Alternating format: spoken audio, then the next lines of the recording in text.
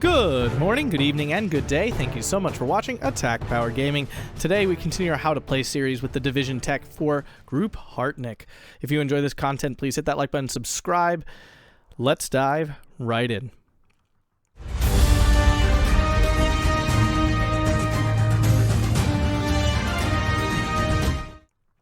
So here we are with an Gruppe Harteneck deck. I was speaking to Hobo Tango, who really enjoys this division. I like this division too, and he argued me into playing it on Vanguard, which I don't think is the way to go these days, but I gotta tell you, the game that is coming tomorrow that I played was a really fun game with this division.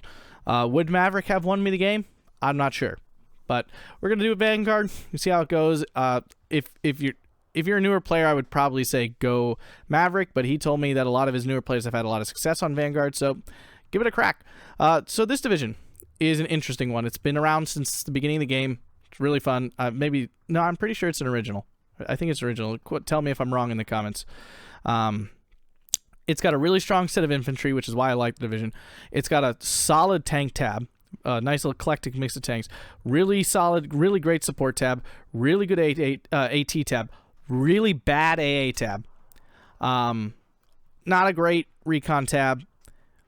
A limited but solid artillery tab, and okay air tab. Like, it's not terrible. It's got tools, but it's never like incredibly good. It's big.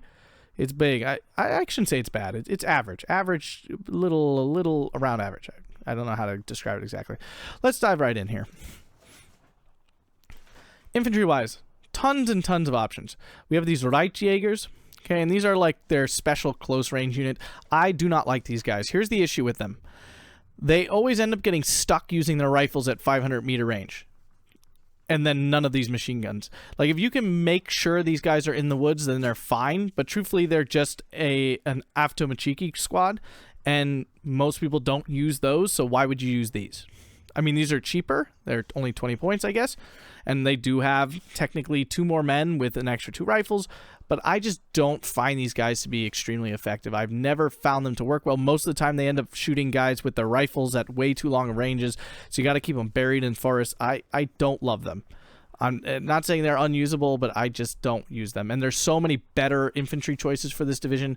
I would take the Reitjäger MP44 way before. These guys have a similar issue, though. Having these 3 rifles really sucks, because then they get stuck at weird ranges. You can't just like attack, move forward, because they'll stop at rifle range and never use any of their good guns. So it's like a tricky squad. If you can micro it well, very strong. I am using them, but you got to micro them well. There are ersatz, but I think there's so much good of infantry available, I don't find the need to call in, your junk infantry. And I'm trying to be aggressive at the beginning, so I'm not really trying to hold ground like just defensively. I'm trying to push as hard as I can. So Stroop, these are fine. They're not amazing anymore. They used to be really strong when Molotovs were stronger. They're okay now. They're not great. They do the job. 15 points, try to keep them grouped in 2s and they'll be twice as effective, obviously, but like they're way more effective in groups of 2s, like more than just double. Grenfuhr, okay, leader, Husaraks, love these guys, very strong units, 16 men. They're very strong at close range just because of their size. Jaeger Pioneers, one of the best pioneer squads in the game because they have the semi-automatic rifles, they got the grenade, very strong. You get a card of Panzergrenadiers that have to be brought in A. They're Panzergrenadiers. They're good. The Reitjäger, I'm bringing them in the half tracks. Just giving this a try.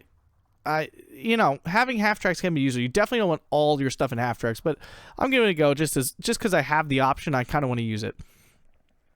A lot of times I'll bring the Panzergrenadiers in the half tracks. Maybe that's what I should be doing.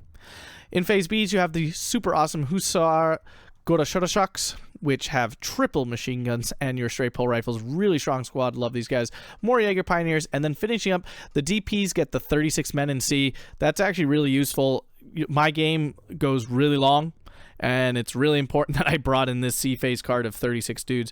And they're not good. They have just a DP machine gun and a couple rifles. They do have a Panzerfaust, though, and they're only 20 points. So they get the job done, especially since we're Vanguard.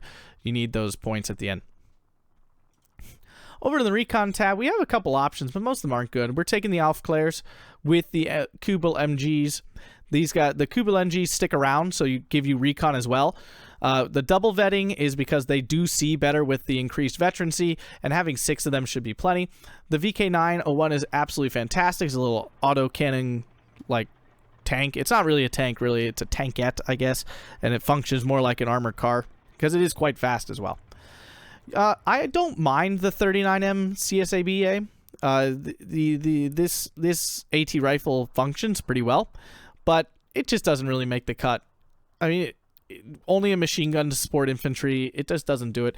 The Kosakin are fine, but I don't really need more average infantry, so that's why I'm not bringing them. I do not like these 4-man recon teams. You're not going to convince me that they're good. I don't think they're good. Tank tab, really fun. You get 2 cards of Tigers. I'm only bringing in 1 card. I'm only bringing in A because as you lose that income, it gets harder and more unrealistic to bring these in. I'm bringing double vetted all of these Stug 3s and Panzer T-34s because again, we're trying to win in phase A/B. You know, we really need this game to basically be over by the end of B. Otherwise, our income's going to drop off so hard that we're going to have a hard time keeping up. So, you know, pushing hard, using our veterancy to have our tanks be as effective as possible. And as bad as they are, I still love Tigers. I just love the look of them. I like using them. They're not good per se, but you know, for cost, in terms of cost versus their performance, they're really not, but I like it. I like them. I just like them. Urzat MGs. These are MG34s with 250 meter range. You get 8 of them for 20 points. I mean, that is a steal. I take these. You only get 5 for 35 points. Yes, the MG42 is better, but I mean, to get 8 of these guys all over the place, you basically can do 2-on-1 against all their machine guns. Panzer 3N, really strong support tank. Does great work, kills infantry quite fast. The double machine gun, basically, they'll suppress any infantry squad that tries to just walk up to it. Commandant, Supply, and the Stu 42. Really important for this deck to take this because you need some 2,000 meter range HE. I think every division, if it's available, you should be taking something that shoots 2,000 meter range HE shells. It really, really helps. And then you'll see in my game, it's really important to be able to reach out like that. Anti-tank tab, one of my favorite anti-tank tabs in the game. It's just got so much fun stuff. Martyr 3s are absolutely fantastic. These things are a must-take. 35 points. You get a AT gun that has 130 millimeters of penetration, 1,500 meter range, 40% accuracy, 8 rounds. I mean, this thing is stupidly good. And then it has infinite range. Oh, not infinite range. Excuse me. I think it was infinite range at some point. But it has 1,500 meter range AP shells, which do HE shells that do 2.2 damage. These things are absolutely fantastic for 35 points.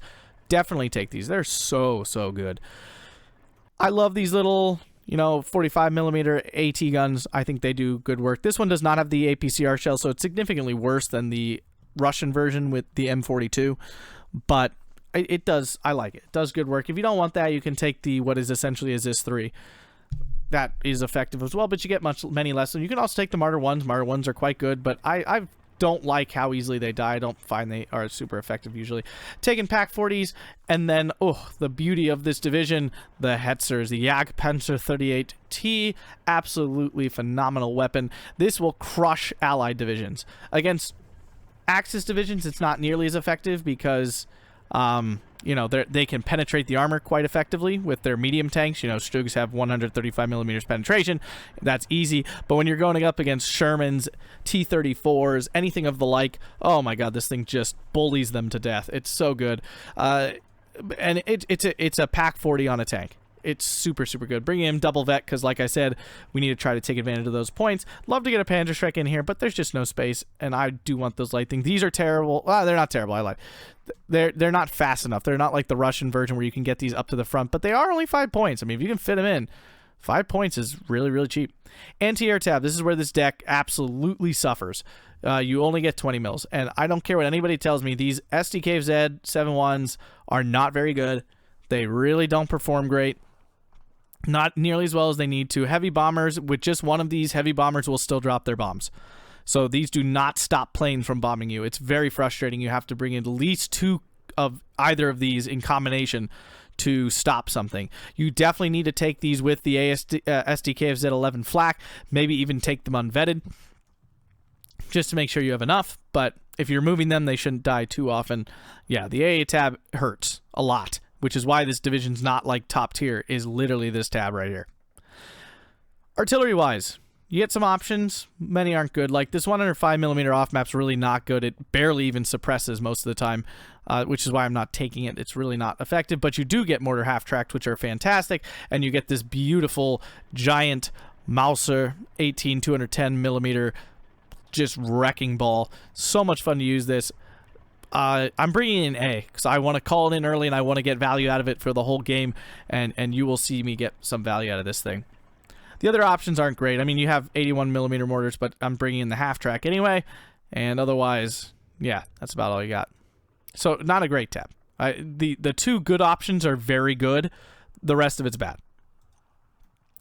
And then your air tab, which is a interesting collection here. You get 3 different choices of fighters. You have this BF-109E4, which is a well-armed but extremely paper-thin plane. This thing will die very quickly. It's only 60 points, so there's not much to call in, but it's not super fast, and it does literally melt away. So be careful using these. If you're shooting down bombers, this thing's great. But it can even get shot down by some of the bomber's defensive machine guns, so just be really careful. You have the BF-109G6, which I just don't think is... It's so weak in its armament, it's just not effective, and I just think the only option here really is the BF-109G6R6. You don't even suffer on availability. You get 4 of each. It's just a little bit more expensive. I definitely think this is the one to take here of your fighter options, and that's half the cards here. I am taking this recon.